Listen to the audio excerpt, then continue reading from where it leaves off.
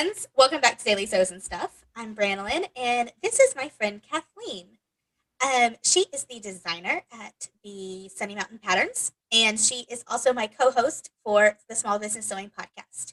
And I invited her here onto my channel today to ask her some questions about designing patterns. And you know, as sewers, we often will alter a pattern to make it fit us or something like that. But we very rarely draft a pattern from the beginning.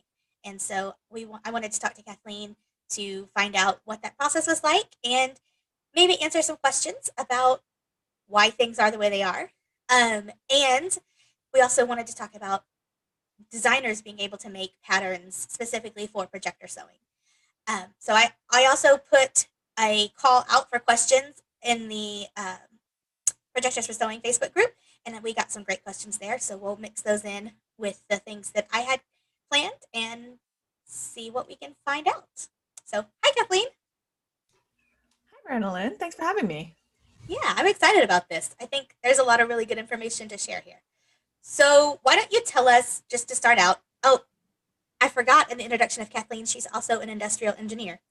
So, kind of talk to us about how you went from industrial engineering to designing patterns and kind of why Mountain Patterns became a thing and how you got started with this. So the long story short, I actually really liked making my own clothes and was really interested in fashion, specifically to fit my own body type because I don't have a typical, what they show in the fashion magazines where everybody's skinny and thin and tall and gorgeous. Not fair. I'm I'm more 4 foot curvy. 11. Regardless of anything else, there's always going to be modifications for that. Right, right. And I don't have a typical body shape, especially for an Asian person. I'm hourglass. I've got big boobs. Can I Yeah, say that? I So I do too.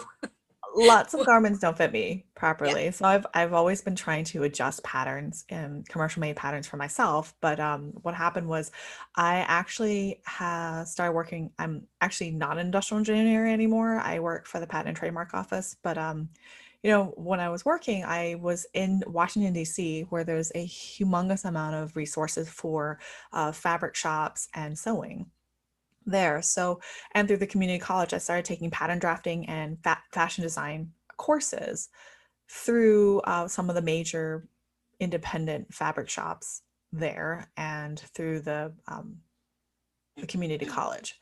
So I have been pattern drafting for maybe 15 years now, 10 years, not even between 10 and 15 years. Just for myself. So I started off learning how to make the block, how to do draping for myself, how to do draping on a dress form, for example, and then how to do flat pattern making as well as uh, illustration, which I'm not very good at. So don't ask me questions. I need a lot more practice.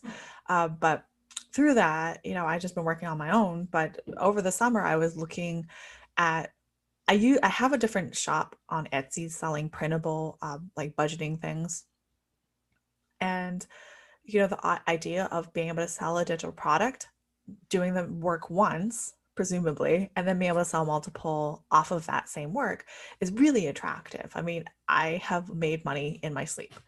Mhm. And this sounds very almost like an MLM, but okay, it was like $5. So really it wasn't like, oh, but it Yeah. was something somebody else wanted and they needed. So that was a really interesting idea. But the problem is I didn't know what type of printables would sell. So I actually came across a course where the teacher this is her career. She sells, $150,000 worth of printables a year. And it's a very specific niche. So her technique is how to find a niche. And one of the things that came up was sewing patterns in my particular niche.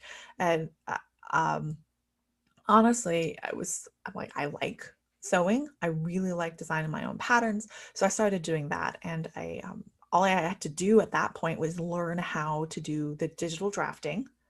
And then right when I was starting up, that's when projectors was starting. I think it was maybe 6 months old, the group, the Facebook Group. group Mhm. that we're both in.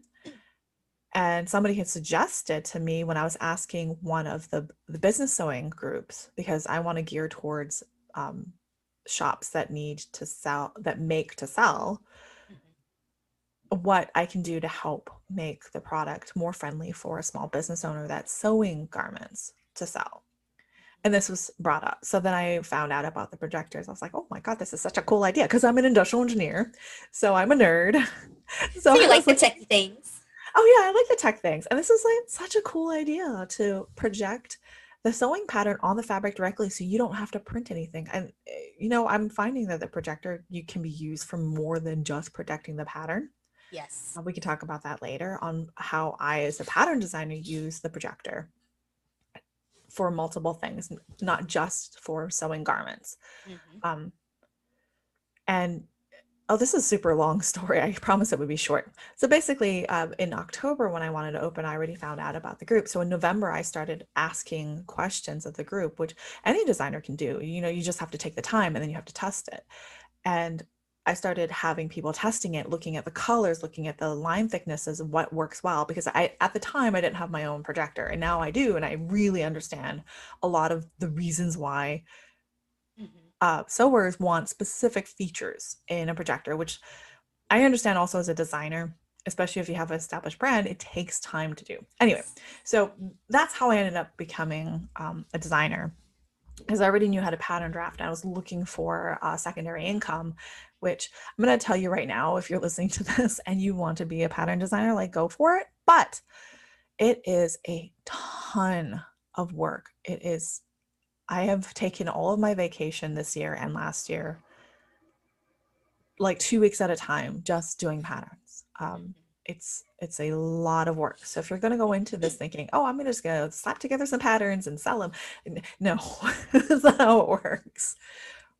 I think that's a really important point because I think from the consumer side, we're like, well, why can't you just insert whatever it is here? Blank, right? And we don't know the amount of work that comes into it on the other side. So we're definitely going to dig into that bit a Yeah, little bit I'm going to more. share my screen. You guys going to Yeah. look at what I'll do on Illustrator, give all the secrets So away.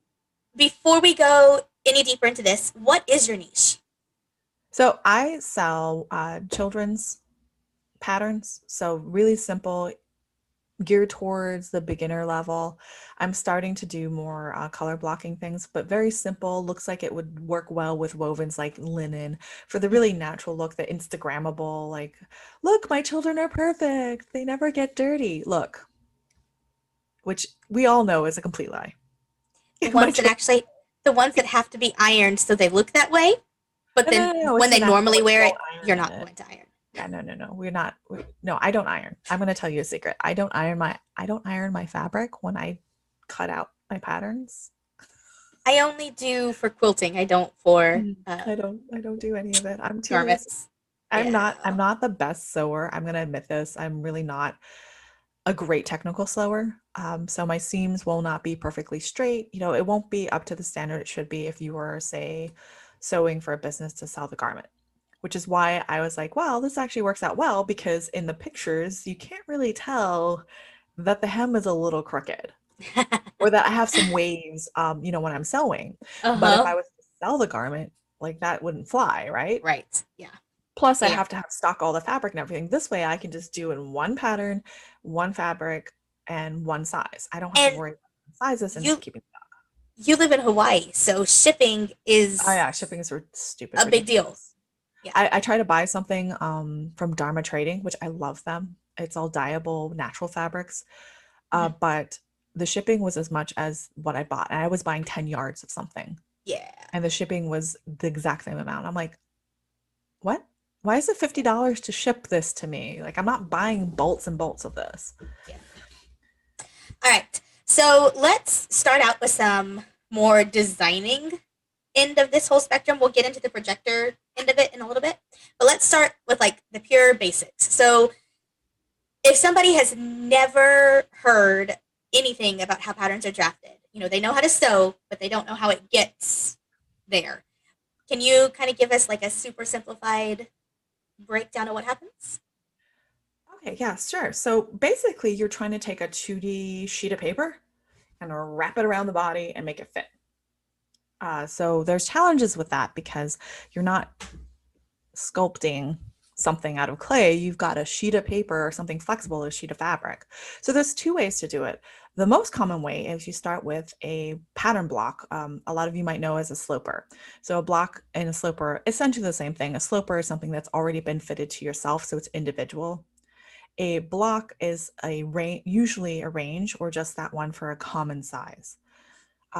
You probably have seen the slopers I've where I've heard both those terms used interchangeably, and I had no idea they're there was basically a interchangeable. difference. Just as far as I know, somebody can argue with me, like I am, and be like, "You're wrong," if you hear this. But they're basically the same thing. But Hmm. from in the pattern design side, it's usually called a block. Hmm. If you're just doing it for yourself, it's usually called a sloper. Hmm. But you start off with that.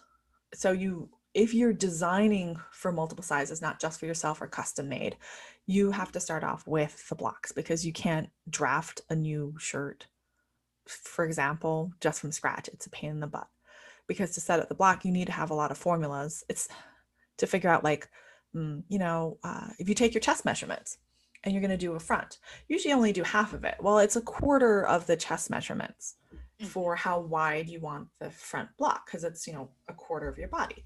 Of course, if you're a lady, it's a little bit more difficult because you have It's not actually a quarter of the things. whole measurement. Yeah. Yeah, you have things that your front is usually more protrudes more than your back. Hmm. Hmm. For children, their growth charts are very different from like infant to 6 month versus 6 month to maybe 12 month and 12 month to 18 month. Right, because if you think about the proportion of a baby, their head and their torso Yeah, are almost they're the same fat. size, but as they get That was bigger, their head is proportionally smaller. right, and they tend to be much chubbier in certain areas. That's what My makes them. babies were not chubby No, my babies. babies are not either. I love the cute babies, the I cute know. chubby babies. Anyway, Never got any little rolls. Anyway. so what you do now, before we get distracted by talking about babies, because we love this, what you do is you take the block and then you can make cuts in that to make certain shapes. So, like, say you want a princess cut. Normally, you would take a normal block, which would have one dart in it for ladies. The dart is to accommodate for the fact that in the front you have to have fullness for where the boobs are, and then you have to Right. pull it in for the So the waist. right the dart kind of pops out the shape to make that 3D Right, when you uh, sew it. bump. I don't even know how to say that. Yeah.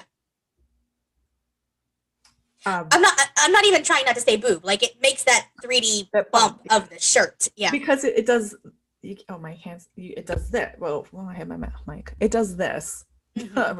You can't see that. I'm not far enough away from my monitor. I mean, my screen. I think Camera. most of us who have sewn for women can picture it in our heads. So Yeah, most of us. If you're a lady and you probably understand what we're talking about, how you can't just have it to accommodate. So you need to accommodate first off the biggest girth that you're trying to fit. So usually for women, it's your chest or your hips.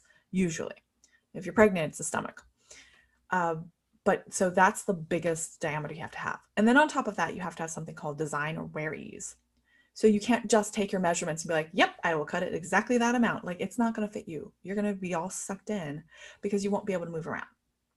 So for so example, and that difference between woven and knits too, because if it's a correct, woven, you have to have a lot more ease to be because able there's to no move stretch. because the fabric doesn't stretch. Yeah. And it also depends on the design. So a corset, for example, almost has I don't believe most corsets have any design ease and or wear ease because Right. they have to be very close to your body and suck things in and push things up. But you have to have these all in consideration when you're designing. So you're basically taking that block, tracing it around, cutting it up to add in your darts or move your darts around or move the darts into, say, a princess seam instead of having a dart to pull things in. So I've actually heard that, if the bigger difference between your bosom and your waist measurements, the more darts you should have because you don't want one big, huge 4-inch dart. If I draft for myself because I'm hourglass, I have a 4-inch dart on each side, which is huge. So you would have to put in 2 or 3 darts to break it up. Dolly Parton, I've heard, has about 18 darts in her custom drafted tops. If y'all don't know who That's Dolly not Parton, surprising. Yeah. yeah, yeah, she is very buxom and a very thin waist and unfairly in shape. But also I heard very sweet lady. Anyway, so she has a lot of darts. So those are the considerations you have to have when you have a flat pattern that you're drafting. And there's a lot of things you have to know, like what cuts make what shapes when you finish sewing it. So you have to understand like how to do a princess seam if you want that nice silhouette that goes over the center, what it looks like on the flat versus what it looks like when you're sewing it. Mm-hmm. The second method, because we got really bogged down on the first method, is to do draping. So generally you either start off with a rectangle or square, or generally the shape you cut out a little bit for the neck. You put it either on a person and don't actually pin them because they will not be happy with you, or put it on a dress form. Like I have a dress form behind me. Yeah. Oh, in the corner Covered up by, yeah, with a it's hat. covered with a hat. That's a Japanese field worker's hat. Oh, it really is a hat. Okay. Yeah, it's a hat. It goes on your head. It's like a huge umbrella on your hat, on your head. Oh. I got it for reasons. It was cheap. I thought it was actually a basket, but I was being No, silly no, calling it it's a hat. But it really is yeah. a hat. Yeah, it's a hat. It's a basket. It's a basket and a hat. Anyway, so you might do it on a dress form where you can pin it on. Usually they do only half the side, save material. Plus you need to duplicate it. And if you do both sides, it won't be symmetric because you as a person are imperfect. Or perhaps you're trying for it to be asymmetrical, like Right. If you certain want to make styles symmetric, are. Yeah. right, certainly do it that way. Or if you have a body that's asymmetric, which is not going to be easy to duplicate on a dress form unless you have one of those ones where you wrapped yourself up in cellophane Mm-hmm. and paper mache it. Mm-hmm. Other than that, a commercial dress form will typically be symmetric. So you do one half of the side and then you pin things and you pleat things and you're like, oh, this looks nice. And like, oh, I want to cut this. Oh, I want this longer. I want the neckline lower or V shape. You do the cuts on there and then you take it apart and you lay it flat, unstitch all of your stitching and lay it flat. And it's still going to be a flat piece that then you have to transfer over to paper or digital. And So you can that's see why generally that you can see how that works better for like a custom or a one-off thing. That's generally harder to do if you're doing like you do to make patterns that are sold for for multiple sizes. right, right. So a lot of the haute couture places like Balenciaga, they will all do this. They have a lot of them have custom dress forms in-house for their high-end clients, their celebrities and Mm-hmm. stuff. They have it all labeled. So when they do a dress, like they'll show the design, but then they'll do the toil, whatever, it's Well, French. Thank you. They'll do it on that dress form for that person. So they can do all the adjustments. I mean, so it's incredibly labor intensive.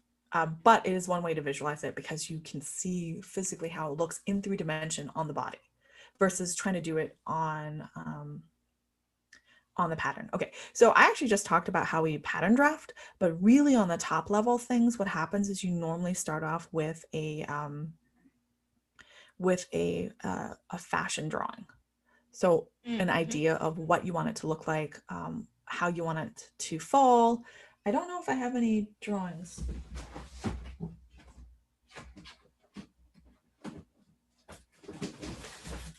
I think I just have junk ones. Let me see. Do a Okay. junk one, then you're not giving away your secrets. Oh, well, this I'm is just teasing. okay. I don't know if you can see this. Oh, not. Oh, yep. Now we can. So, yeah, that's clearly not my body, right? So this is a very rough fashion drawing where you're doing proportions, you want to do any details, and this is not very good. So yeah, that's basically a fashion drawing.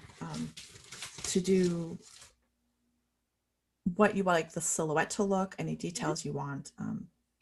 That's what you start off with, and then you usually do a pattern based off of that. It's not normally you just start cutting up the pattern or the block digitally or actually physically cutting it Mm-hmm. Because first. you got to know where you're going first. Yeah, you kind of got to know what you're doing.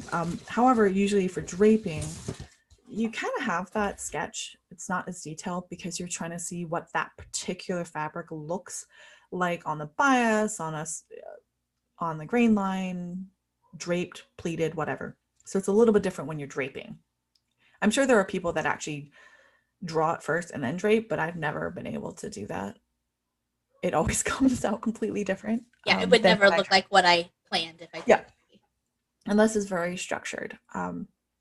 But that's generally what they start off with. So actually doing a drawing good enough, if you have a team of people and you do a drawing, it has to be good enough for everyone else to see what it is. Like if I'm just doing it for myself, it's super messy. I'm just like, something's here, it's not even proportional, I don't care, because I know what I mean. I'm just trying to remember what I Right. wanted to get. But if I Right. had to do something, I would do something a little bit more formal, like this. Even though the drawing I just showed you is not that great, um, and that was like probably my best effort, to be honest. But there's people that do some amazing artwork with it, and they have to do it to show. So there's another consideration. You notice that But that's I'll sorry. Go stop ahead. talking. Go ahead. Oh no, I was just gonna say we know what line drawings look like because we when we buy patterns, we often look at the line drawings to see what the end result will be like. So the line drawings you're talking about is a technical drawing. It's a technical flat lay. And that, I don't know if I have an example in drawing it. Oh, here. Okay. This is, again, not that great. So Your on camera's going a little crazy. this Oh, side is now it's the focusing. fashion drawing. This side is the technical drawing. Oh, uh huh. Yep. So, so that's the flat lay drawing. Yep. Those are two separate drawing Okay. skills.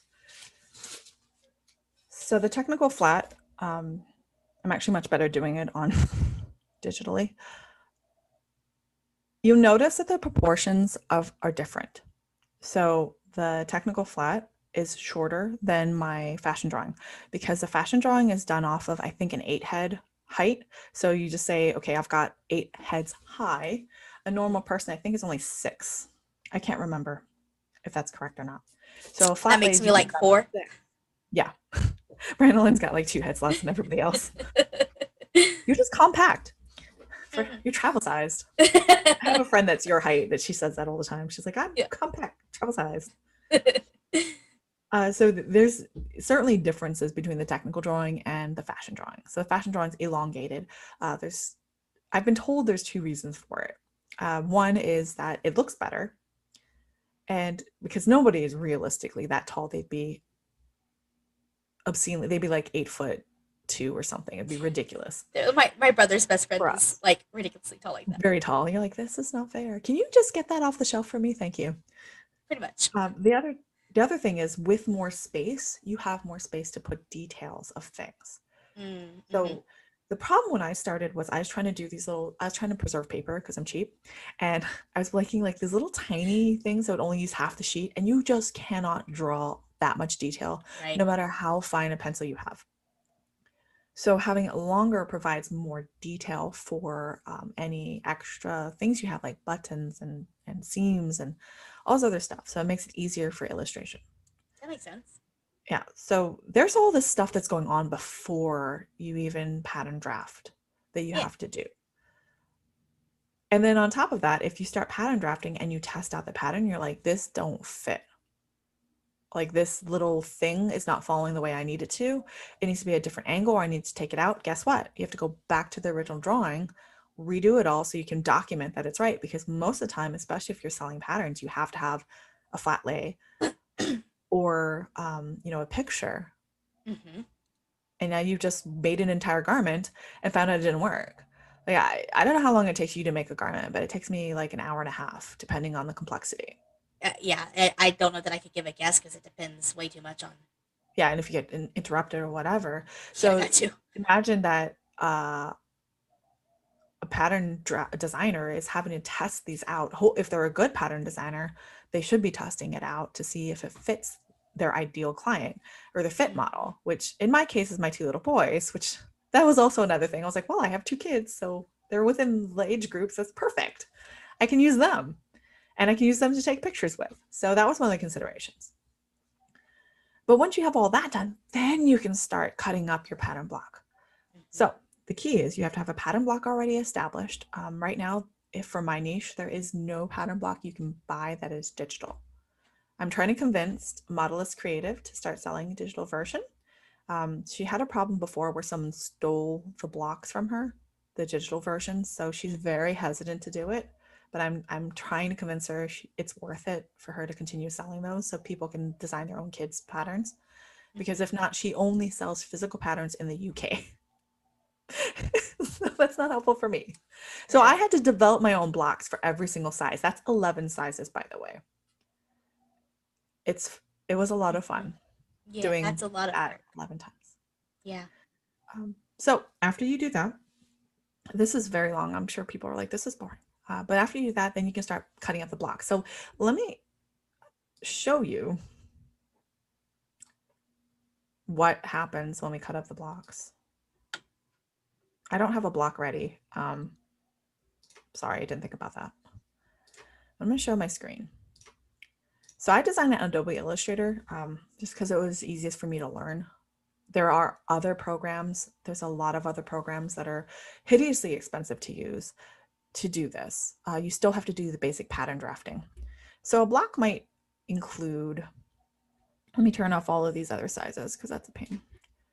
So a block might include like a sleeve, like here, and a top. Okay. So once I want to make this top, say I wanted to add on pants, I would get the pants block and draft it out. So the thing is with the block, once you've drafted it, you have to do all this yourself. So this is a good example of what a block looks like. Mhm. So if I wanted to make this where you had to gather the bottoms, I would have to do adjustments. Like, okay, Illustrator's not listening to me. So what maybe I wanted to gather on the bottoms, I would widen this out. Right. Yeah. And then have instructions for gathering in my instructions. Right. That's a really easy thing to do. But, and I'm sure you have questions about that later. But However, then you if I have to want think to, about the fact that your side seam would then be on the bias. So would you right, need to now possibly I have a shorten longer that side because seam. it's So let's show you an example now that you're bringing this up. So if I widened the side seam to be on the bias,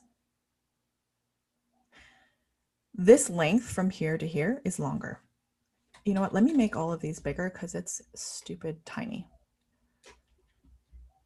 it's not too bad on the whole screen right now. I can't see it.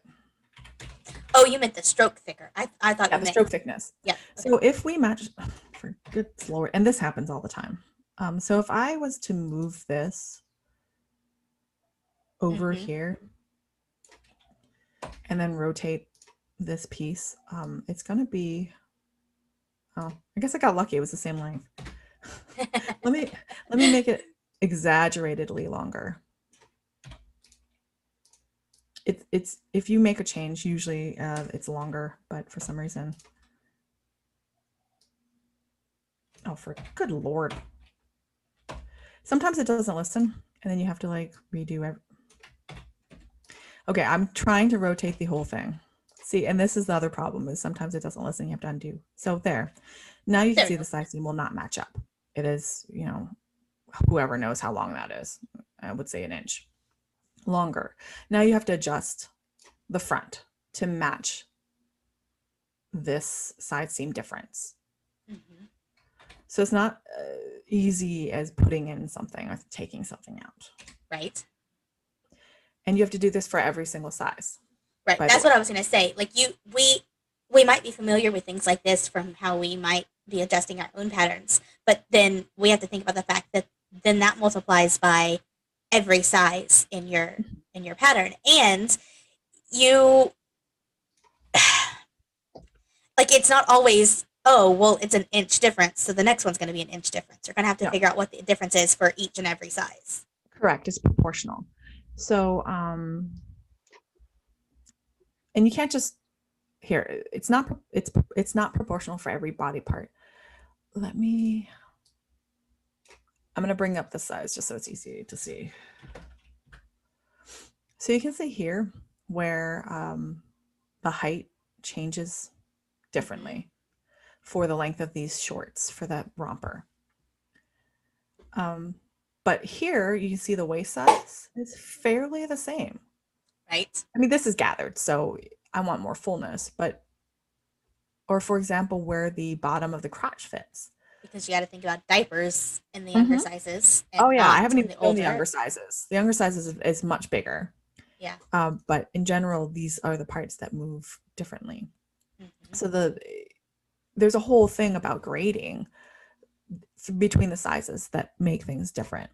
Um, so there's actually a way to do it on Illustrator for grading that approximates the grading that gets done on a professional, like a Gerber AccuMark or that sort of program. Those, by the way, you have to contact the dealer for a quote, and when they say that, it's way more than Yeah. you're willing to pay. It's in the thousands, I've heard. Um, so this is, the closest program besides Inkscape that approximates what I need. Right.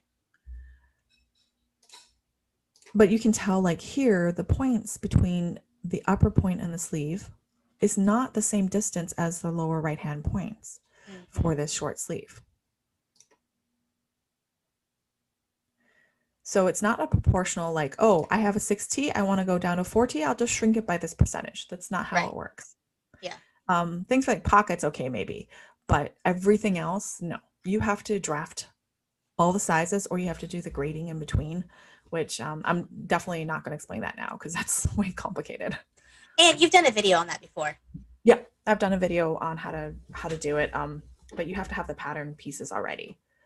So the thing is I'm making at least 4 pattern pieces. Also, if you start off with a block, you don't have all the ancillary things you need. Seam allowances, any button closures. So I had to Right. add Yep. on button closures Yep. here. Uh, any type of collars that you might want, finishings, none of that's included when you first draft. And the neckline is always that Yeah, the one. necklines are like choking you. Yeah. It's a collar.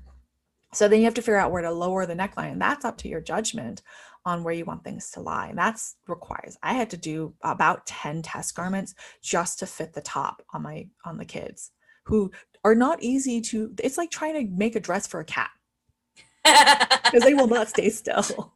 And you're like, I don't want to pin you because I'm going to poke you. And like, you're like, okay, what if I cut it? Normally on a model, you would cut anywhere you need extra room, like the arms and the neck. And I know, Branolyn, you tested overalls for me, and that was Mhm. like the 3rd iteration I gave you, by the way. And it Mhm. was still funky fitting because it fit my kids, but doesn't fit every kid Right. But your kids for aren't that the same size. shape as my kid, and so it Right, your didn't. kid is lanky.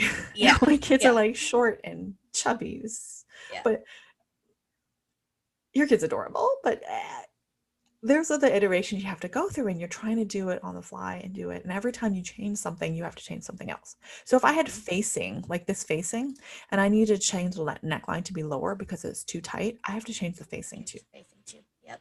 Yep.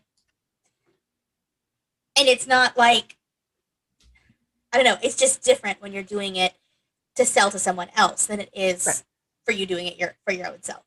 Right, because it's got to be on point for everything. Hmm. Yeah. I have to make sure there's layers, so you can see how many layers I have. Now that I have to make sure that these dashes are good because sometimes it Hmm. screws up the dashes and they're like all wonky. Yep. Like I'll have random dashes and then a solid line with dashes over it. I'm like, what the heck's going on? You got to figure out that all out. You can't send out a Yeah. product with wonky lines. If I was just designing for myself, um, I think it would. And this is what I did for myself because I'm gonna test this pattern out. Okay, never mind. This is not a good example. I made this for sale already. Like I haven't converted this, but I'm just like, oh, whatever. Yeah, so Yeah. maybe this thing is a little pointy. That's fine. I'll just smooth it out when I cut it. Yeah. Yeah. Yeah. Okay. So, I don't know how to I can not stop. see your screen. I'm gonna stop sharing. I have Okay. to press There the we go. button. Sorry, Um, that was a long-winded answer. no, that's okay. I just wanted to see my questions over here, and I couldn't see them when I was looking at your screen. So kind of, I don't know. We kind of talked about this a little bit because one of the answers is you choose a block and you work off of that block, and so you sort of answered that by saying that.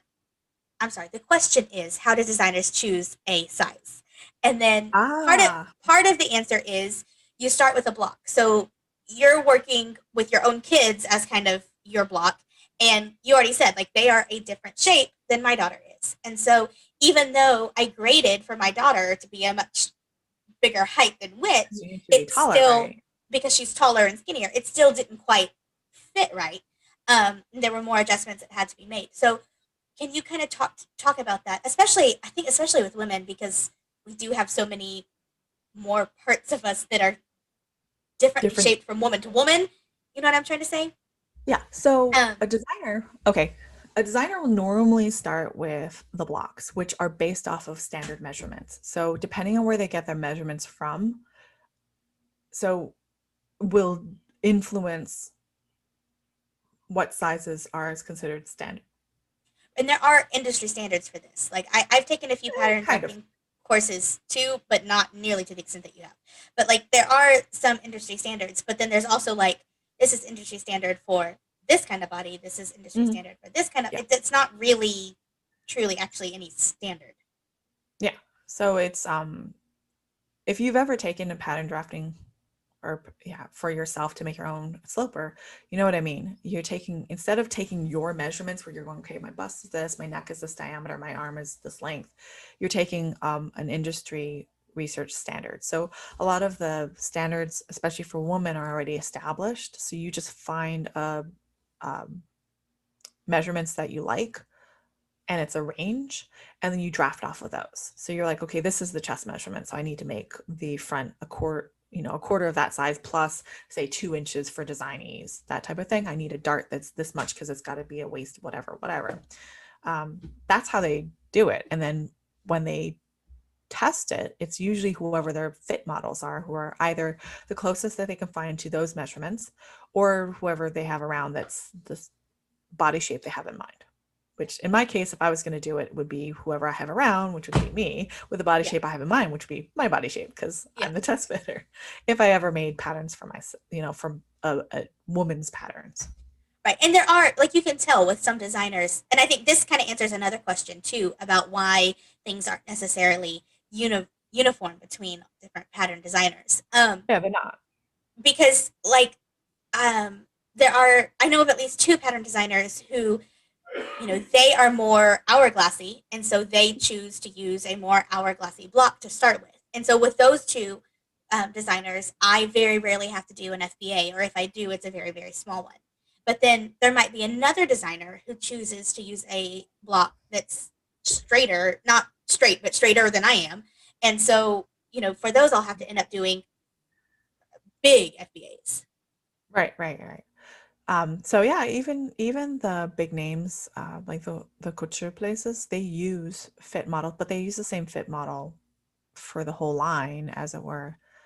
Uh, those are the high end models that get, they're only catwalks and such, and Yeah. it's not me. I'm making for myself. So same idea, yeah.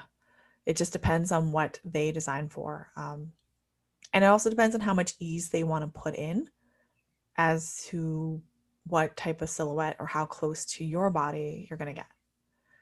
And so one of the So, oh, I'm sorry, go ahead. so honestly, the easiest thing to do is to do a fit test and do a toile, Hmm. because that's the only way you're going to know if that is going to fit you Right. well or not, even with the measurements that they give you on the back, because there's so much variation on how much ease they gave, whether it's on the bias, whether or not that particular cut will be And it better on generally like it body or generally not. works between, and I it's been a very long time since I've done any of the big three pattern companies, but even with like PDF designers, or I'm sorry, not even with, especially with PDF designers, they tend to base it more on kind of what their body shape is and what Yeah, because they that's want because they're designing for themselves, pretty and much, yeah. we get to go along for the ride. um, but within that company, I'll often be the same size. Yeah, Eh, because they're using the but same block. going right, but going to a different company, not. So one of the other questions was how do they decide which side is medium? Because like I might wear a medium shirt in the store, but if I made a medium shirt in any pattern company I can think of off the top of my head, it would not fit. Again, it's based off of what they choose for the fit model. They might choose, like, I could seriously set myself up as medium. I am in reality not a medium, but I could be like, I'm a medium because I'm perfect. Yeah. That's sarcasm, by the way. So it's up to them. That's how they choose it. It's just usually who they have a fit model for, and then they grade up and down from that size. If they're using a actual garment pattern drafting software, which can grade up and down the sizes. You tell them how much you want, say, the shoulder moved over per size, or how much you want the bust expanded out per size. So Illustrator is not specifically a pattern drafting software, so it does not do grading for you. You have to do it yourself, which means you have to have at least a small, medium, and large, at least sizes, and then do, it's called a blend mode in between all of them. I have a tutorial showing this. Inkscape does it as well. I just don't use Inkscape because there's a few features that Illustrator has that makes my life much, much easier. So if you're using a specific program like like AccuMark, or there's some consumer level ones that will do the same thing. A lot of times they will have grading features where you can give them either ask for the standard, which is whatever they provide, or you can give them your own grading rules. It just says how much you want to expand or contract something for each point that's critical on the garment. It's not just overall percentage. Right. It'll do that for you. So that actually will save pattern drafters a lot of time, but I don't want to have to go learn a new program. So I'll stay with Illustrator for a bit. Yeah. So, okay. So I'm going to kind of skip around from what the order I was asking, because this kind of leads into something somebody else asked. So do you, and they say, do they, and I think this is probably a personal thing, so you can answer for yourself rather than everyone in general. But do you this is start always with personal. do you start with drafting something by hand and then you digitize, or do you start with digital and stay with digital? So for the kids dramas, it's all digital because I have digital blocks that I go off of.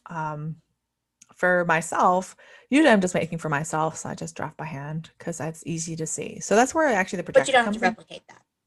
Where we're at, I don't have to replicate it. It's definitely custom fit to myself. Like I don't have to make facing patterns because I'm like, I'll just cut. I know to just cut this length and Right. be like, done. But if it was a commercial one, I'd have to also draft the facing and all this other stuff. So if I was to do that and I wanted to draft by hand, I would draft by hand the main parts. And then for the collars and things, for the matching part, I would probably draft it digitally for the facings, any lining that you would need, because you just basically copy the Right. garment piece and then cut Right. it off. Yeah.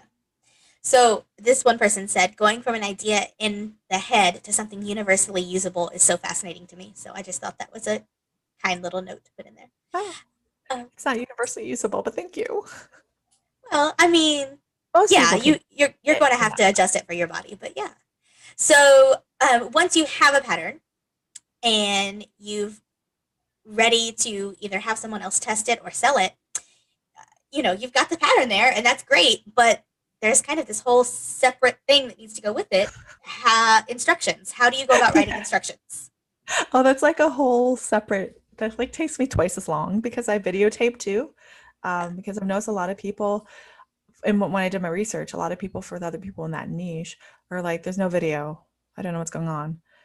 So there's actually two ways to do instructions. You can do the illustrated version, which you will see in a lot of the commercial patterns. They have the drawings, which is why having digital is nice because you can use a digital pattern piece to do the illustration. It still takes quite a bit of time though, because I've done that for a few things.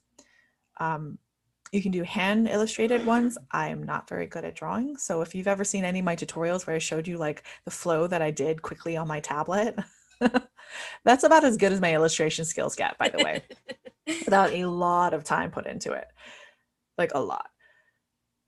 So you can do with illustration or you can do pictures. So you still have to make the garment. Pictures And and I actually, photographs. right, you have to take photographs. So I actually do at least 2, 3 garments for any pattern that I do, at least. Um, I do the first one where I'm testing it out to make sure it fits my kid, which is pretty much any fabric that I have that will be the woven or knit that I need. Mhm. Then I do a actual garment in a nice pattern, nice fabric to take pictures so The people can photo see. worthy, yes. Yeah, the photo worthy ones. This also helps me do at least 2 iterations where I'm ironing out the method steps that I want Right. to follow. Most garments follow pretty standard step, but I mean, there might be a few things you might need to iron out in between. And then the third one is when I actually do the tutorial. So I'm photoing, I have a top-down camera on my workspace, and then I have a little GoPro for my sewing machine. In case anybody of you wanted to know, I have a GoPro. I bought secondhand. Camera bought secondhand, and I have a cantilevered stand that holds it, so I can take pictures and videotape at the same time. And then I voice over afterwards. So the pictures I do at the same time as the video, so I can do it all at once. That I do with a fabric that has a definite one side and then a Right. definite wrong side. So it's easy to see what's the right side and what's the wrong side, because that was another thing I found when I was doing my research. A lot of people, for some of the companies have already been selling and they're doing really well, but they don't do that. They're one specific company that does similar style as I do.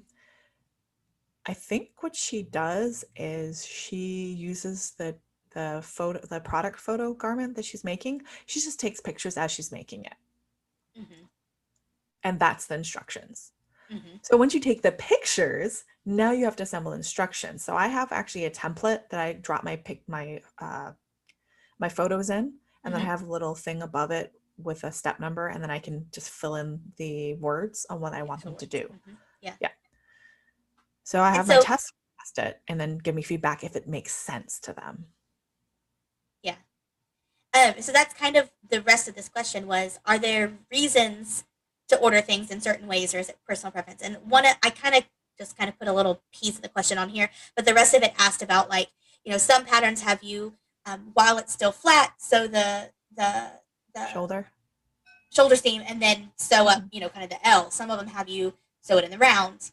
First you make the bodice round, the sleeve round, and then you sew them together. Why would they be different? That sort of thing. Well, for my case, I have it on the flat because it saves time and it's a little easier with those little tiny wrist holes for Mm-hmm. children. It's very hard to hem that on a sewing machine. And I only have a quilting machine because my mom gave me a Janome. Be jealous. She gave me her old Janome. Yeah, Um, so I don't actually have a machine that has a small, a free arm. little, yeah, table that can get Mm-hmm. converted to do a free arm, just what you said. Although I have a lot of machines, but the one I'm using for filming tutorials is a flat one. So since my aim is more towards the beginner, the confident beginner, Mm-hmm. I know that they're going to have a really hard time, even with a free arm, to do these very small um, finishes. So it's Yes. easier to do the cuffing on the flat. It's Mm-hmm. also easier, in my opinion, to get a shoulder for a sleeve on the flat. I agree. I also happen to somehow have drafted my sleeves perfectly, so you don't hardly, like, you don't even really need to do any type of ease to get it in. It just fits. That It is wasn't very an impressive. accident. My instructions Don't do tell people have, that it was totally on purpose. oh, On purpose. I'm a Yeah. really good drafter. No, no, no. This is how it worked out. So I mean, I have little hacks that I put, like I have in my YouTube channel, where Mm-hmm. I do for construction. So one of the hacks is, instead of doing gathering, if you don't have a sleeve, like if you have a cap sleeve like this, which Right. I did not make this, by the way, and you don't need very much gathering, you just need ease. Mm-hmm. What you do is you take the thread out of your needle, put it on like a 2.2 length, put your sleeve cap in, hold the back. So where's my hand? Hold the back with your finger, or more safely, use like a pencil or a ruler or something. Yeah. Stupid me did this for like 6 months without figuring out, hey, I could have used something without, not my finger. Yeah. Hold the back and put the fabric through and just run it through without you can even take the needle out if you want. I'm too lazy for that. And run it through and hold it. It'll make a little accordion folds, which Mm-hmm. is, if you have a set-in sleeve, is just the right amount to get it to fit. And it fits beautifully, That especially is if you do it on the genius. flat. Yeah.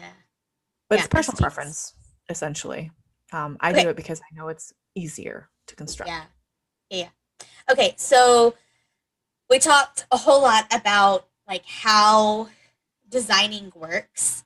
And I'm cutting you off just because we've been talking for a while, and I'm worried my kids are going to wake up soon. So we talked Sorry. about kind of designing as a whole. Is there something that you kind of want to say on behalf of designers, which is really on behalf of yourself because you can only speak for I don't yourself. really talk to a lot of design. But is there something, other than that request that you're making might actually be harder than you think it is? Is there something you want to say that for customers to know what goes on behind the scenes? Really, right now, I'm designing things that I see are popular for other shops because I, of course, want to sell patterns. I'm not copying exactly what they're doing because that's wrong, Right. but doing the same silhouette type of thing because I'm like, well, if they're selling it, I can do a similar silhouette and do a just slightly different variation, which is what a lot of professional designers do, or designers, the big name, they always come up with the same Or thing. even like if I'm thinking about like four different PDF pattern companies that are big PDF pattern companies, one of They're them will come all out with this one thing, and then all of them they're quickly all do come the out same with thing. something. Yeah. I mean, it takes a couple of weeks to develop at least. And Mhm. I'm only doing this part-time. I'm not doing this full-time because I actually have a, full-time job.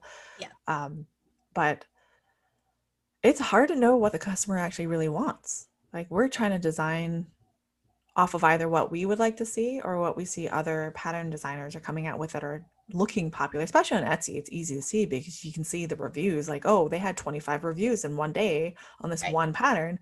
Maybe I should be trying to do that type of silhouette. So if you have a specific idea for what features you'd like to see, I mean, that would help a lot of designers to know what direction to go to, that there's willing customers. It takes a lot of time to make a pattern. So if we're going to do something, we want to make sure that it's something that's going to be popular because it's really hard to do, spend 3 weeks and probably like 5 yards of really nice linen Yeah. developing a pattern and then find out nobody actually wants to buy it. That's been probably the most difficult thing. Yeah. All right. So shifting into slightly more projector specific things, which I might even go ahead and break this into two videos because I think we've been talking for an hour already. Um, but I don't want to cut any of this out because I think a lot of this has been really important. And it was before we shift into more projector related things. Is there anything else that you wanted to show or talk about? Feedback for designers is really good. I like hearing people telling me, if it's good feedback, definitely tell me. I love those. But things like, hey, it didn't fit quite well enough, so I know I need to adjust my pattern a little bit. I also know that I can't fit every child. Right. It's Right. just impossible. But things that might need clarification to make the pattern easier, I really appreciate the feedback. Like you don't have to be all mean, don't hurt my feelings, but you won't really hurt my feelings. But like, this part in the instructions was a little confusing. Can you Mm-hmm. make it a little bit better? But also don't be upset if they don't change it based off your suggestion. There's some like time constraints, and I've had a request for bigger pictures, but then my instructions would be like 25 pages long, Yeah. and I already had it made, so I'd have to rearrange everything, and it would take me Right. like 3 hours. Yeah. Well, it could be, somebody else is like, oh my gosh, you did this one thing so perfectly. It's exactly what I wanted. And then another person comes along and they're like, I oh, I hated it. can't understand this at all. You have to change this. And so Yeah. who do you listen to? It's hard to determine, but having feedback is good because then you know that people are looking at it, and like if I get a lot of feedback saying, "Oh, this one step didn't make sense," or Right. I've got a lot of feedback for this little tutorial I did on how to do a buttonhole hack. Mm-hmm. I think you've seen it without using your buttonhole The attachment. video? Yeah. Mm-hmm. Yeah. I actually did a second one because the first one I had a lot of feedback. They're like, "This is a great idea, but the video is too fast." I So think I I saw slowed the it second down, one. I'll have refilmed to go it, look. and did a second one. So feedback like that is great. Yeah, totally You agree. won't And I get think that goes for any maker. right, right, right. You won't hurt I mean, you might hurt their feelings, but I mean, it's still useful for them to know Right. I think if you the want to help them key make word better. there is the constructive criticism. It's constructive criticism. Be All right. be polite but firm. Yes. So shifting into this more projector specific things, and you already talked about how you discovered projector sewing, and then pretty quickly in your designing journey, you decided to include projector patterns. How did you figure out? And I know the answer to this. I like the answer to this. That's why I'm asking you. How did you figure out what would work for projector? Well, at first I started off asking the Projector for Sewing Facebook group. I had probably 75 or 80 people answer me. Hmm. And then I experimented with all of the answers because they give you vague answers. They're like, I want huge margins, huge margin. I'm like, what does huge margins mean? So originally, I think Sasha Sowas, who's one of the most prolific answerers, told something like 25 centimeters, which I'm American, so I have no idea how much that is. I'm like, okay, I can measure that out. I thought she meant between each pattern piece. Oh, So I'm like, uh-huh. how does anyone fit it? So I did it. And I sent it to her. She's like, no, no, no, the pattern pieces can be closer together. I just need the border, for example. Right. Yes. And like I tested all of the different line thicknesses for weights and then colors. I had a couple of iterations of that. I just had testers that had projectors test them out and see if they could see it, see if it was too dark or too light or too So thick or too thin. the the reason I love this answer is because you weren't using a projector, so you No, went I to didn't have people one. who were using it. But Yeah. I know. But like my point is like you went to the people who could actually answer the question and ask them, and I love that. I think that was just genius, and Why wouldn't it's anybody ask that? Like there's designers that have I've heard complaints about designers who have a projector file, but they're all it's just on a big piece of paper and they just yeah, put it up in the corner and like did you not ask anybody how they use it? Do you not use a projector yourself? Like yeah, these things are really self-evident when you use a projector what you need right, to make it yeah. better. I'm not So yelling at if you're a pattern designer, I'm not yelling at you if you don't know. right. It's I okay. mean, you I didn't can't. know either. I asked. Right, exactly. Like you can't fix what you don't know is broken.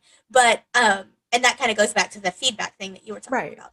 But I just love that, and that's kind of how Kathleen and I met was that she had asked that question, and that was I think the first time we talked to each other. Yeah, But you gave me some feedback on one of them too. So that was really mhm, helpful. Thank you. yeah, that's just really important from the designer's perspective to ask the questions of the people who have a different body shape than you do or have a projector and you don't or whatever it is, so you can kind of figure out how things work all the way around. But for us as consumers, it's important to hey actually speak up. I have like I don't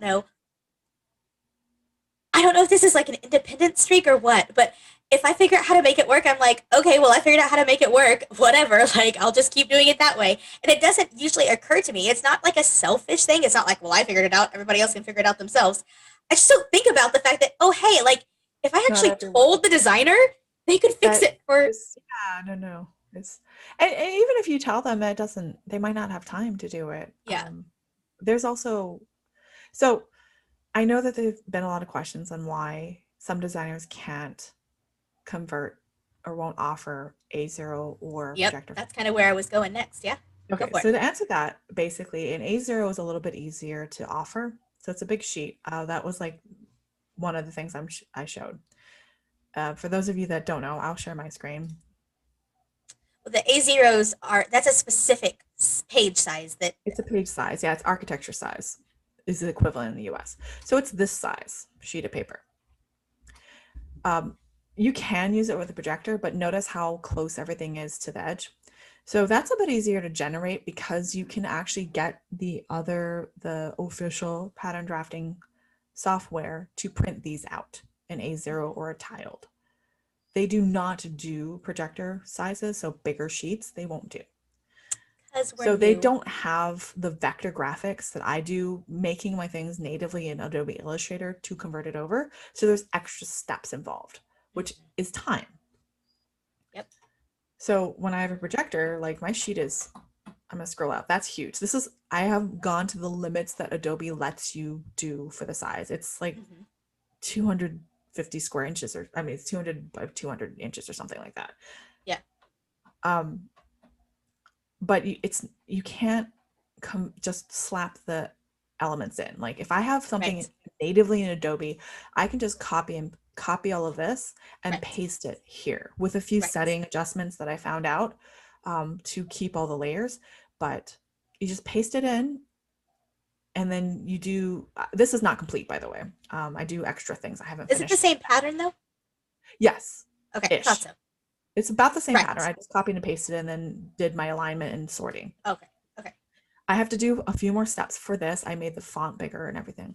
It's extra work, is the short answer. Right. Um, if you are natively doing it in Adobe Illustrator or Inkscape, you can copy and paste or make a copy of the file and then just make the artboard bigger. I have Right. templates that I've set up to just use to copy and paste and drop things in. It's still work though. It takes me 15 minutes from start to finish per design. If But you're a if designer you that's never done this, it would take you a lot longer. right, and if you use one of those other programs that you were talking about that don't support being able to use the huge artboard page, Right. then you It's would have yeah. to bring it You have to in. convert the And, PDF, then you have to extract the layers, put them in layers so you can have which is another reason why a lot of designers don't have layered PDFs because those programs don't offer writing in layers for PDF. yeah, The only one that does really is Adobe Illustrator because yeah, there's both Adobe products, right? right. Um, so a lot of people, if the designer's using like Gerber, and I keep saying that because that's the only one I can remember right now. There's other ones, or Wild Ginger, I think is another one. They all only do it in A4 or US letter size that's tiled, PDFs, or A0. So the files they're working off of is their proprietary file size, Mm-hmm. file names. Same thing with Adobe Illustrator. You can actually export it out as SVG. It's a scalable vector graphics, um, or a DWG, which is a drawing, or DXF. I don't know what that stands for, by the way. I don't do those. So some of them will export as a DXF, which you could import. But again, it's more work. So Right, the short story is they don't feel like at this point it is worth the effort to convert all of their old patterns because they're not seeing, they don't know that you can have more sales because a lot more people are going converting over to projector files. practice. So some designers have said the reason that they don't go to AO or projector is because of intellectual property theft, that they are having that people are more likely to steal the whole page versus the tiled page, which I think, lots of people have said that that's the answer that they were given whenever they Yeah, asked. I don't know. I guess like you can trace it. And yeah, I guess you could. So in Illustrator and Inkscape, you can actually import a PDF. Um, and so if it's A0, it's intact. It's pretty easy to extract out the pattern. The thing is, like, there's always a way around it, Right. around any protection you put in. Period.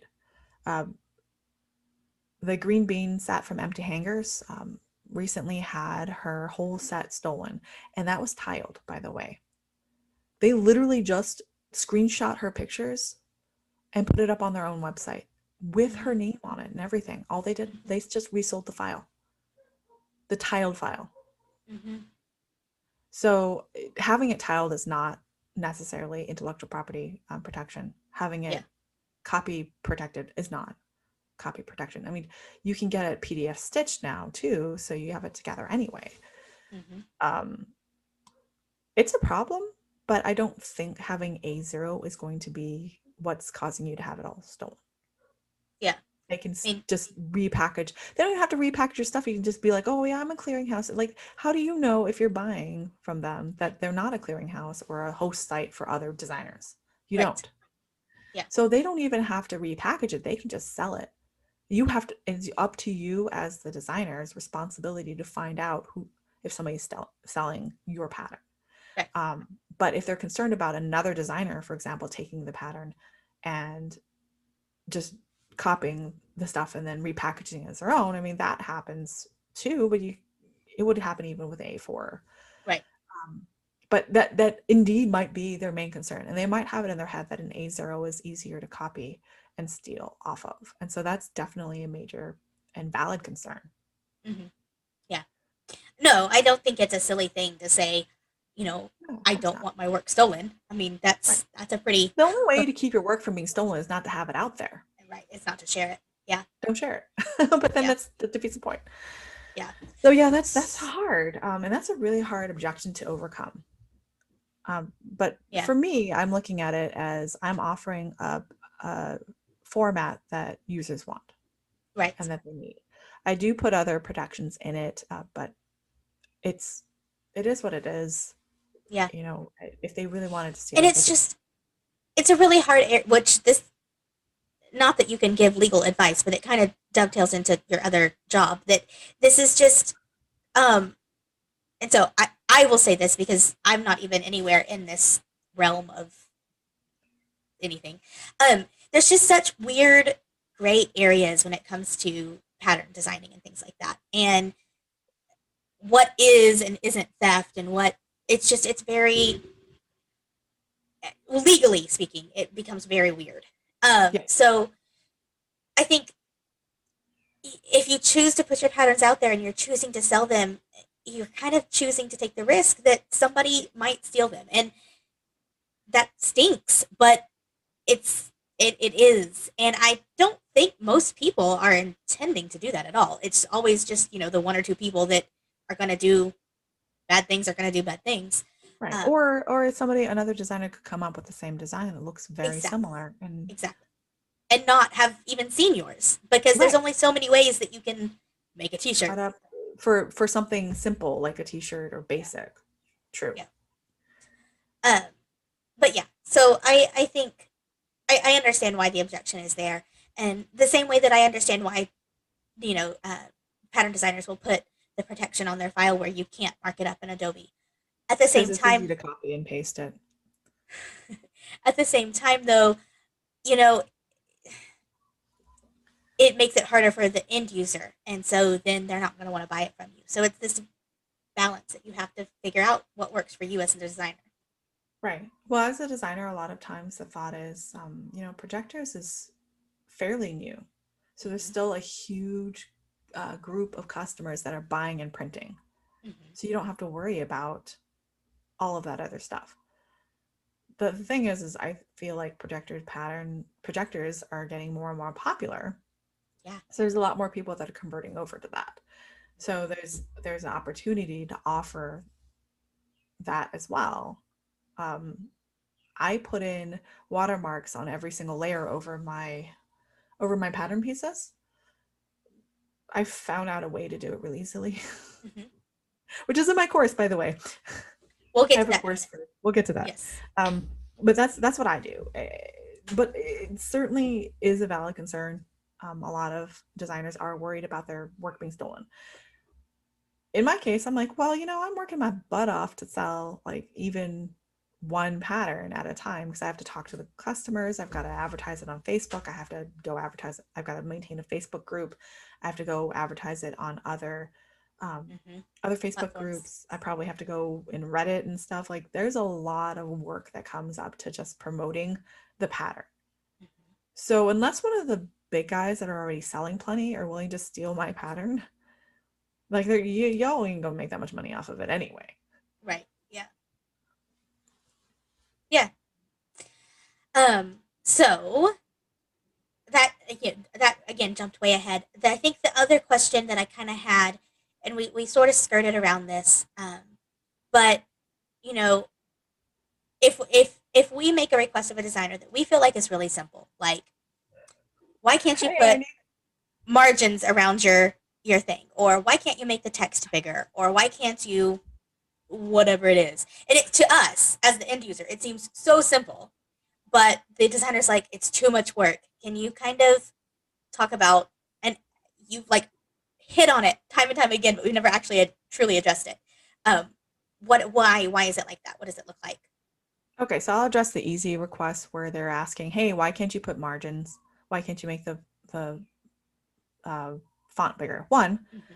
y'all didn't tell us exactly what you mean by margins or what size you want. Two, I don't know what size font you want. Three, that takes time. If I'm a designer that has 50 designs out there, I've got to go change every single one of those. Mm-hmm. That is a lot of extra work. Then you have, not only that, once you've changed it, doesn't mean you're done. Right. Now you got to save it. You have to print it in PDF. You have to figure out where you store it. Then you have to go to your shop. I'm not complaining, but this is what you have to do. You have to Right. go to your shop, go to every single listing, match it up with a file. If you have multiple listings with the same file, because I do, I A/B test pictures. I really don't have it that well together, but I'm trying to A/B test where I have like, oh, one has the flat a picture of it on the ground, like a flat lay. One has it on the kid, like which one sells better, which one gets more attention. I have to do both of those. So if I have 50 patterns and I have at least two A/B tests, that's 100 ones you have to upload. Yep. And make sure you have the right file, make sure you didn't corrupt it, all that other stuff. That's just for simply adding a border. Now I'm also, if I don't have a pattern, a projector, and I'm just guessing on how much border you need. And I have only one person emailing me saying, I need more border in this. I'm just like, well, it's just one complaint. I'm moving on. I'll save myself the time. That's not to say flood every designer. Yeah, don't do that either. But I'm working on trying to get education out for designers too on what they should be doing. So I have like a little video that's on my YouTube channel that talks about the main features. I don't give out exact sizes because I really would like them to take my course because I put the time into it. But the other half of that, and I will share my screen, this is what I prepped for like this whole time. Yeah. Because I had this happen to me where people were like, why can't you make the arms bigger? Right? So say I'm going to turn off all these other ones. Just one little tweak, that's all I need. I just want the arms to be a little bit bigger, like lower on the body. So if I were to do that, one, it's not as simple as doing this, but pretend I did this. Now you got to make the other match. Side seams, yep. Now the back has to be corrected as well. And now you got to go change your sleeve cap. Now you got to go change the sleeve cap, which guess what? It ain't that simple. Now I have to take the measurements from this curve and this curve, put them together, divide it in half. So I would have to copy this. And this is for every size. I have 11 sizes, by the way. That's not right.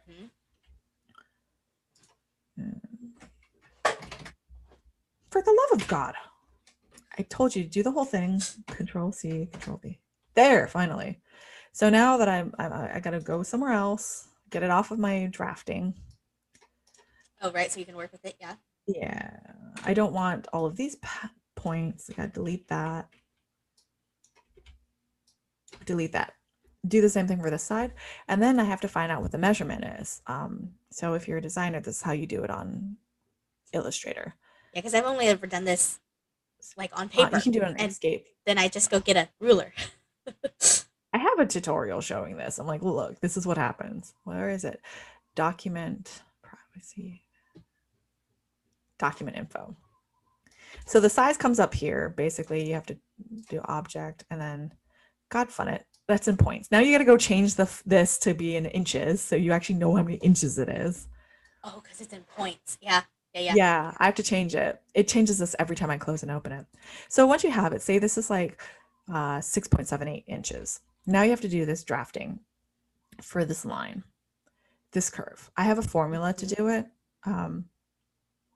but you have to check this. And if I change it, I would actually just literally copy this, check the length, and then lengthen it slightly because I'm lazy.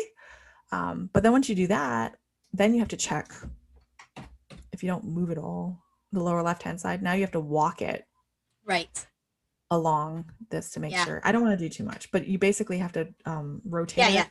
Yeah. Like you would on paper. Yeah. And move the point to make sure it's the right length and it fits. Yeah. I'm going to undo all this because I don't want to save. I will accidentally save it. Then you would cry. And I'll be all mad. Okay, there we go. Okay. So that's one simple thing. So if I change the neckline, for example, I would have to redo all the facing. I would have to make sure if I made this a little bit wider, I'd have to change the shoulders for the back as well and change the back facing for 11 sizes. Yeah. That's fun. I've done it before multiple times. But Kathleen, all I'm asking for is a margin. Now you don't have to change every size for the margin. Yeah, for the margin, it's a little bit easier, but you have to move all the pieces. And again, a lot of designers are going through this. They didn't do what I did. There's a lot of designers that have been doing it and asking the group, but a lot of them just are like, oh, projector files. Oh, it's a bigger file. Okay, that's a projector file. I've actually got a response from somebody I was talking to on Instagram. Just beautiful knit fabric patterns. Hmm. But she goes, "Oh yeah, I have projector file. I put on an A0 and I'm done. That's good enough." I was Yeah. like, Okay. "It's So usable. There's a difference." yeah. So if there's a designer watching this who's been nodding along this whole time and saying yes, yes, yes, but now they're saying, okay, but I want to make a projector file. How do I actually make a projector file? What can they do to help make more projector friendly files? They can first watch your YouTube video, which I will link up I don't know Somewhere. how to, yeah. I don't know how. Below. Um, it'll be up there somewhere.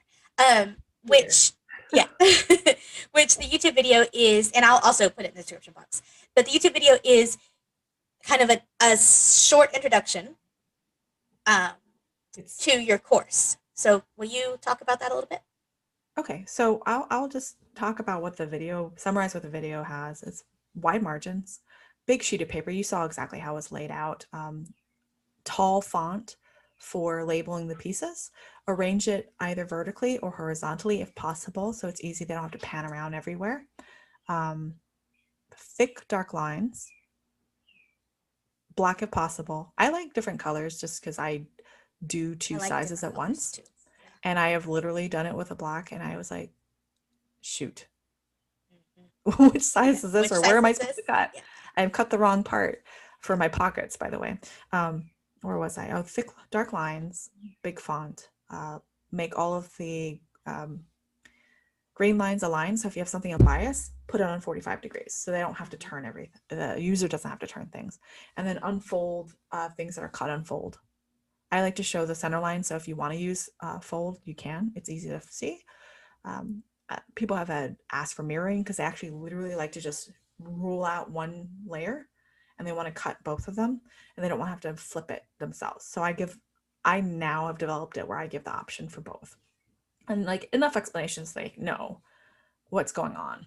Those are the main, pretty much the most in demand points. But And let Kathleen me does some extra things with her I patterns that are have really extra things in my extra good course. I too. spent like Yeah. a whole week recording the course. I'm going to share this. Yeah, please do. This is, oh my God, that banner's huge. I am so sorry. But I have these modules. It's mostly on Illustrator, but I also have an Inkscape section on the differences. I show my exact 15-minute conversion process. I have templates that are commercial use. You can use if you're a designer to put your own patterns on so you don't have to make these up yourself with all the sizes that you need. I've got downloads and handouts that show the general guidelines so you can remember, and separate section on converting paper patterns if you're a designer that has only paper patterns and you want to convert it over, and things on a whole module on PDF printing and security. So like I said, having the watermark with Mm-hmm. your company name on it for every layer, there's an easy way to do it. It's a little script that I included in the course. I didn't make the script, I found it, but I found it for you, so I sourced it. Um, that these are things like this is reviews that people have literally had for well executed projector patterns that 35,000 people can see. Mm-hmm. So I just deleted the name of the company. Mm-hmm. Yeah, um so in but essence, but but know that there are pattern companies that have opposite reviews correct, I didn't want to be on like the same group. shaming people. No, but it's an important point that there is a group of 30 plus thousand people talking about what makes a good projector file, what companies have a good projector file, and it's really good advertising if you have really good projector files. Correct, and I even have a section on like things you should think about for advertising, because a lot of companies do have it but they don't make it really evident that they have it. I have Right. a section that says protective files on my Mm-hmm. shop. And I definitely, if I ever advertise it on the groups, I'm like, it has a Mm-hmm. projector file and I use projector files, so I know that it's Right. what is usable. Right. um, so this course is start to finish. I don't hold anything back. It gets everything you need from start to finish. and Hmm. things that will have been requested by the group. I did like 5 months worth of research on this. Yeah. So if you are a designer and you don't want to spend the time asking the group and then experimenting, you can of course take the course. I'd be super, super happy if you did. Yes. That would be Marilyn will be really, happy too, because that'll help pay for our podcast expenses. yes. And we, from the very beginning, we talked about this being a cooperative course, and then my life has That busy. just gone insane. Um, but there is a resource in the group where you can kind of go back to my YouTube and see different videos that will be appropriate to knowing what's going on. If you don't, especially if you don't personally use projector. So But speaking of, as a designer, if you're a designer listening to this, I found that there's a lot of uses for the projector on top of just projecting your testers. Like it saves me a lot of time because I don't have to print it out and tape it all together, because that's what I was doing before. And having 5 versions of the same top floating around to test, it's kind of hard because you're like, I can't remember wait, if which one this worked? was the correct one, right? And then once you make the changes, you have to go record it. But if I have it digitally, I just project it on and then do a little cutout. I don't even Hmm. have to make it pretty for me. I know what it is. Like I don't have to do all the extra stuff. I Right. know what it is. I know what's the front. I know what's the back. Um, but I can test it all out and then go do it quickly. But if I'm pattern drafting and I want to visualize how far down, like if I'm cutting the neckline, if I need it to that to look wrong, if I need to be a little bit lower, I want to like I'm estimating. I'm like, okay, I want to go an inch lower, but it looks visually different when you actually do it. So I can project it on my workspace, move it Yes. over, and see it in real time Yes. to scale what it looks like. And Hmm. that's very helpful. It also helps you put Yes. appliques down and stuff. And I also, one other person had a good tutorial, and I remade the tutorial in the module about how to digitize paper patterns, or if you do a toil and you have it on fabric, how to use the projector Right. to do it. So you Yeah. project the Adobe Illustrator or Inkscape, zoom it to the level you need it, and then you trace around that Hmm. piece of paper Yeah. on A your piece of table. fabric. Yeah. Yeah. So there's a lot of uses as a designer to use it, but a lot of designers just aren't seeing the value right now because it's so new. Right. Yeah. And I mean, I get that. And sometimes new things come into the sewing world and then they just sort of go away. Right. You don't I want to don't invest think a this lot of is one time of to find those. out it's not gonna make a lot of money, Yeah. especially if this is your full-time job. Hmm. You I don't think can't. projectors are one of those things though. I think Yeah, projectors are like, they're you very know, useful. we all we all are home not all is This is a like gross all is a gross exaggeration, but what? many home sewers have cover stitches now. Yeah, And exactly. I was gonna say it's five just years like a ago little offer. that was not even a thing. I did. I bought a baby Um, lock and it's cover yeah. stitch and a serger in Yeah. one. Yeah. But it's much more common now for a home sewer to have a cover stitch. Or And I same thing think with an embroidery machine. and I think projectors are kind of that next wave of right now it might only be 35,000 people in the world that have it, but So fast.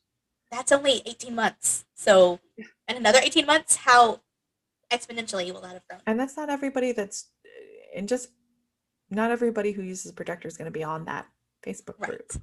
I mean, that's kind of my metric for guessing. But yeah, no, yeah. All right. Let's wrap this up before my babies wake up. Um, so, where can people find you, your patterns, your course? Okay, so the find me the best way is at Facebook. I have the Sewing Sunny Mountain Patterns Facebook group. I also have a pattern designers shop talk Facebook group, which is very, very small right now. Those are the two best ways to find me online because my Etsy shop is just the shop literally. So there's really no way to contact me. Also, I miscalculated the number of letters I had. So it's actually Sunny Mountain Pattern, singular, not plural. Yeah. I don't have a website up yet. I've been so busy. Um, Yeah. but the course itself is I have a link on my tutorial that overviews all the features that a projector pattern should have for designers, which I think Braylon's going to put a link in.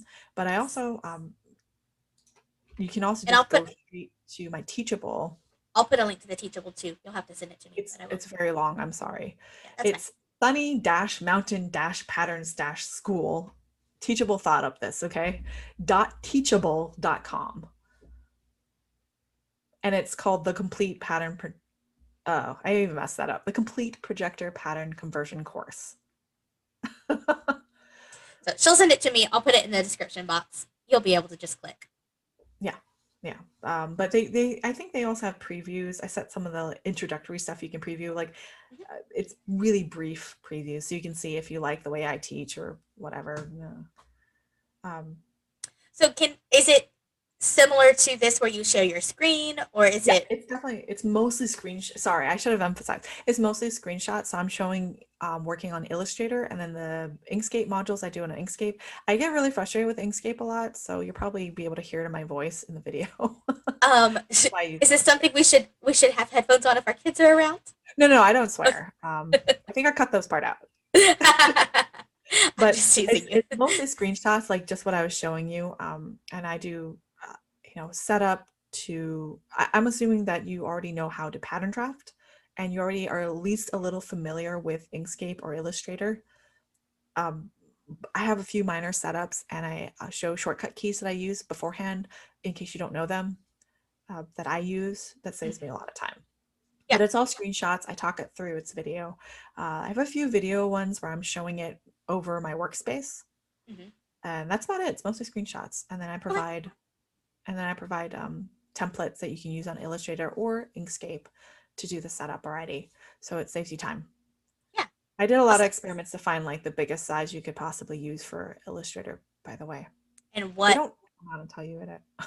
and what reader will accept? Because Adobe Reader, like every once in a while, go to add Yeah, margins on PDF Stitcher, and it's like, oh, that makes it too big.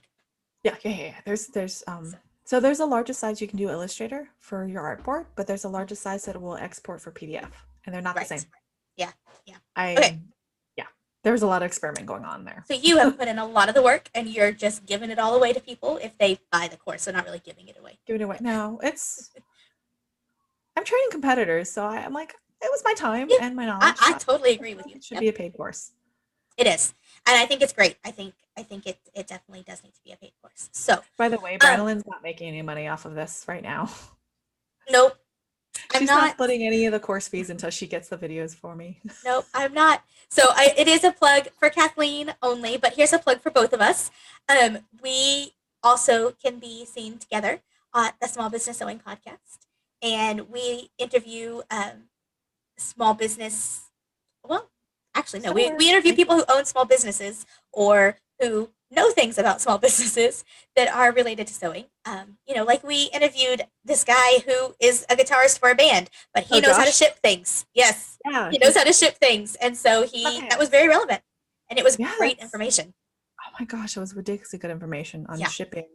yeah, He shipped 10,000 packages from his yeah, house yeah. It was over the amazing. years. So So he was on it. check out our podcast to find out some more small business stuff. Check out Kathleen's course to find out what to do to make projector friendly files if you are a designer. And if you are the customer, kind of wondering what's going on here at the end, um, all the rest of this was amazing information for you, and why designers might not be able to immediately accommodate your requests, but also a really good thought that giving that feedback and giving that constructive criticism is a really important thing for us to be doing on our side, um, so that designers can work together with us to make sure that we're getting the end result that we want.